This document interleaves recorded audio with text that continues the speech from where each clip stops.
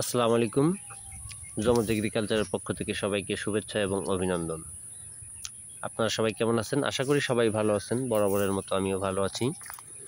তো আসলে প্রচুর কাজের চাপ এবং কিছুদিন অসুস্থ থাকার পর নিয়মিত ভিডিও আপলোড করতে পারিনি চ্যানেলে। এজন্য আপনাদের কাছে আন্তরিকভাবে আমি দুঃখিত। তো হঠাৎ করে আজকে একটা বিষয় নিয়ে আপনাদের সামনে হাজির হয়েছি। তো সেটা হচ্ছে আমার এই শশার জমিটা নিয়ে।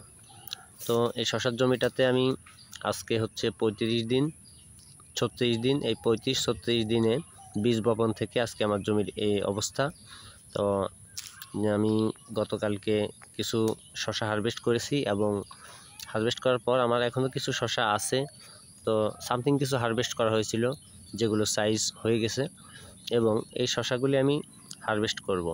তবে উদ্দেশ্য যেটা কথা বলার, তো এটা হচ্ছে বীজপাতা কোম্পানির আইকন শশা।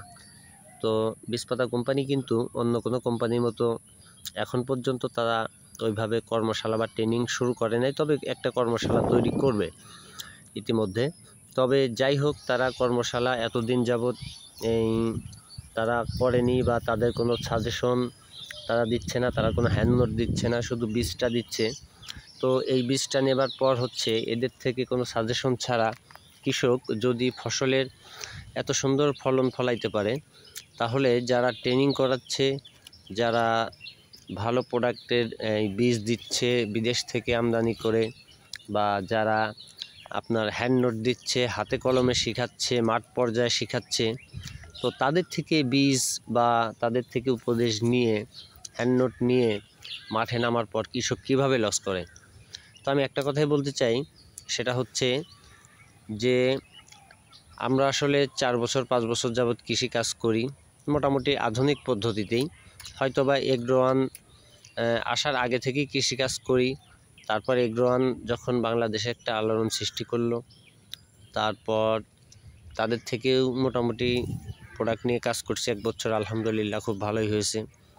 তো এখন সারা দেশে দেখতে পাচ্ছি যে এদের একটা ব্যাড নিউজ বের হয়ে গেছে, যে এদের থেকে যারা মরিচের বীজ নিচ্ছে, ম্যাক্সিমাম মরিচের প্রজেক্টে সবাই লস খাচ্ছে। শশা, সামরিন সেটাই লস খাচ্ছে। গত বছর আমি সাবিরা করেছিলাম, আমিও সাবিরাতে লস খেয়েছি।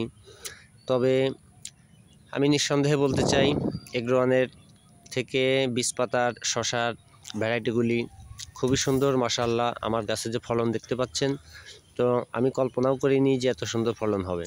আরেকটা বিষয় হচ্ছে, আমি গত বছর যে লিডারটা করেছিলাম, সেই লিডারের থেকে কিন্তু অতি প্রথম যে লিডার ছিল, সেই লিডারে এখন হচ্ছে বীজপাতা কোম্পানির আমি একটা প্রোডাক্ট, এই যে দেখতে পাচ্ছেন এটা নিয়ে কাজ করছি, এটা হচ্ছে খাইবার। তো খাইবারটা কিন্তু লিডারের থেকেও ভালো, খাড়া কাটাওয়ালা যুক্ত এবং ভিতরে খুবই শক্ত, তেমন সৌন্দর্য।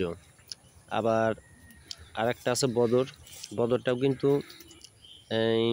ওদের যে বিগ বস ছিল, বিগ বসের থেকেও মোটামুটি আমার মনে হয় নিঃসন্দেহে ভালো। তবে এখন যে বিগ বস আছে ওইটা তো ভালো হয় না। তো আল্লাহ পাক জানে কোথা থেকে বীজ আনে এরা বা কোথা থেকে এরা আনে। তো আসলে আমরা তো ছোটোখাটো কৃষক, আমরা এত দূরের গল্প বলতে পারি না। তবে যতটুকু আমাদের জানা, যে কৃষককে ঠগাইলে কিন্তু একদিন নিজেকে ঠকতে হয়। তো যাই হোক, আপনারা যারা বীজ আমাদেরকে দিবেন, আল্লাহর রহমতে আপনাদের দোহায় আপনারা কৃষকদের ভালো বীজ দিবেন, ভালো পরামর্শ দেবেন। কৃষক বাঁচলে আপনারা বাঁচবেন। আর যদি আপনারা আপনাদের পকেট গরম করার জন্য কৃষককে একবার ভালো দিয়েই 10 বার খারাপ দেন, তাহলে হয়তোবা কৃষক মারা গেলে আপনারাও কিন্তু বাঁচবেন না, তখন আপনাদেরও পতন হয়ে যাবে। তো সবার কাছে একটা অনুরোধ থাকবে, কৃষক ভাইরাও সচেতন থাকবেন এবং যারা কৃষকদের কাছে বীজ এবং পরামর্শ পৌঁছে দেন, আপনাদের নিয়তটাও সৎ হইতে হবে, সহি হইতে হবে।